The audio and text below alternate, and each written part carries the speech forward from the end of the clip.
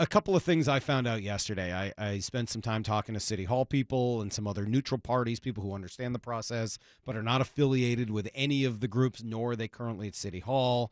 And what I heard was that AEG found out on Friday they were going to lose this bid. That's when the mayor had his committee of citizens meet, that group that he put together a couple of months ago to meet on these things, and they found out that they were going to lose the bid. Tim Booth, I think, also reported that. You saw that on the AP. And they came to this thing with too much public financing. And from what I understand, that's one of the two big reasons they ended up losing. One, they came to it with public financing, and the mayor didn't want that. And two, Oakview Group apparently just had a better design, better architecture, which makes sense because they took all the old architecture and design firms that used to work with AEG that were best known for this stuff. So that's kind of what has already happened. I understand there are going to be a lot of people today crowing and saying, look at this is ridiculous, the city is flawed. They're probably right. There's probably some real legitimacy to that. The same way there's legitimacy to the argument that traffic would be better at SoDo, the same way there's legitimacy to the port being ridiculous and the traffic problems that the port has claimed and the stupidity of the non-street vacation.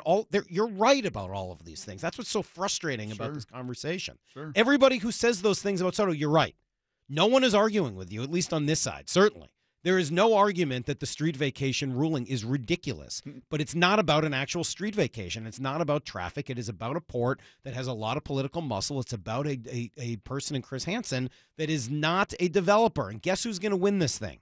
The guy who does development for a living and has been doing it for years and years. That's how these things go. Anyone who is upset with this, and I really believe this, anybody who is upset with this news is in one of two camps. Mm-hmm. You're either emotionally entangled with Hansen, which is fair, and I get it, and I think I've spoken to you a lot about this, Mike, over the years, of those scars, and that some people just don't get over. And here comes Hansen with all this money and actually a doer and a mover, and he's one of us here in the Pacific Northwest. So you're emotionally entangled with him. Yep. Or number two, you're ignorant of how politics and big business work and development.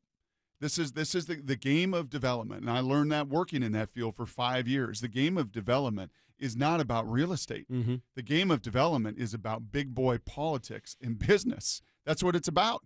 You work and spend as much time with your lobbyists and your lawyers as you do with the city planners and your architects. And the merits of the argument don't always win out. It's how the process actually functions. So if everyone is right who's complaining about this, it's unfair, it was wired one way or another, yeah, you're right. No dispute. And you know what we used to call it? But that's how the world works. And you know what we used to call it in the development game is hiding the cheese. Mm. And this is a public forum, right? They're moving these numbers around. They're just kind of hiding it. I know if it's all transparent, we all put it out there, right, that their numbers and the way that they're getting to their model is not unique. They're just moving it, right? They're maneuvering it. And ultimately, it's not about the numbers, Chris, and it's not about the numbers, Bob, and that's Chris Hansen and Bob Newman. It's not. This is about credibility and likability.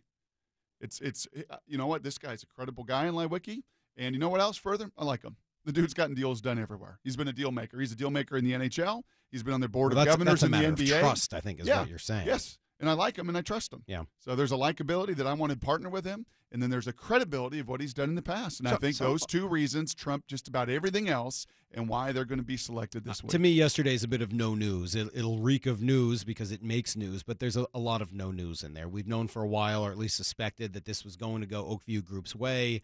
And yesterday was sort of the final straw. Are you celebrating? There's no part of me like celebrating this. Like, yeah, I'm not celebrating or not. It's just the next step in the process. Go Oakview! No, there's none of that. It's just the next step. That's in the exactly process. Right. So what happens next? Let me see if I can walk you through the next 4 or 5 steps of how this goes. One, Oakview Group should win the mayor's approval probably later this week, and I hope we'll be able to get Mayor Murray in when that decision is made. So that should happen, I would think, within the next 3 or 4 days. They decide officially that they're going to go with Oakview Group. Number two, the mayor's going to need to go to city council for a resolution authorizing him to negotiate a contract with Oakview Group. From what I've been led to believe, it'll pass 6-3, maybe even 7-2.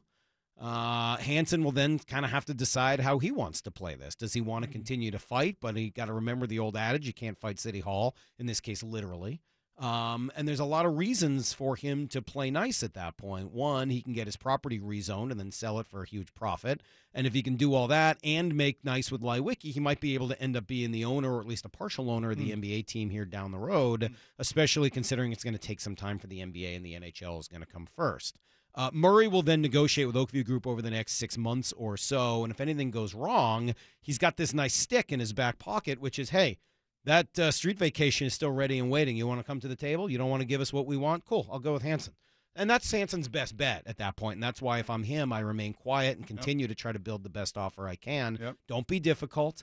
Don't start to threaten to sue or anything like that. Just be the city's stick, and either Oakview Group runs themselves out because they actually can't get a deal done that makes sense, and you end up coming back to be the savior at the end of all of it, or play nice, make a little bit of money in the process, and try to turn that into owning an NBA team here down the road.